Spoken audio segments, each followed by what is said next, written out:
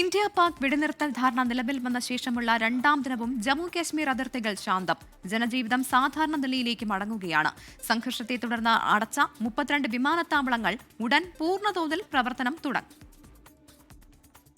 വെടിനിർത്തൽ പ്രഖ്യാപിച്ച് രണ്ടാം നാൾ ജമ്മു കശ്മീർ പൂർണ്ണമായും ശാന്തമാണ്. അതിർത്തികളിൽ യാതൊരു തരത്തിലുള്ള പ്രകോപനവും റിപ്പോർട്ട് ചെയ്യപ്പെട്ടില്ല. ആശങ്കകൾ ഒഴിഞ്ഞ് ജനജീവിതം സാധാരണ നിലയിലേക്ക് നീങ്ങുകയാണ്. नॉर्मल हो चुका है, लगता है तो अभी पता नहीं है, जो बातचीत होगी उसके बाद पता चलेगा शाम तक क्या होगा, लेकिन ऐसा लगा कि नॉर्मल होना चाहिए क्योंकि हालात तो ठीक होना चाहिए. സംഘർഷ സാഹചര്യത്തിൽ അടച്ച 32 വിമാനത്താവളങ്ങളുടെ പ്രവർത്തനം ഉടൻ പൂർണ്ണതോതിൽ സജ്ജമാകും. വിമാനത്താവളങ്ങൾ അടയ്ക്കാൻ നൽകിയ നോട്ടീസ് പിൻവലിച്ചു. സംഘർഷത്തിനിടെ ശനിയാഴ്ച ആർഎസ്പുര അതിർത്തിയിൽ വെച്ച് വെടിയേറ്റ് ചികിത്സയിലായിരുന്ന BSF ജവാൻ വീരമൃത്യു വരിച്ചു. മണിപ്പൂർ സ്വദേശിയായ BSF കോൺസ്റ്റബിൾ ദീപക് ചിങ്കഖമാണ് വീരമൃത്യു വരിച്ചത്. ആശങ്കയോടെ ഒഴിഞ്ഞുപോയ കുടുംബങ്ങൾ അതിർത്തി മേഖലയിലേക്ക് മടങ്ങിയെത്തിക്കൊണ്ടിരിക്കുകയാണ്. അതേസമയം കനത്ത ജാഗ്രത തുടരുകയാണ് സുരക്ഷാ സേന.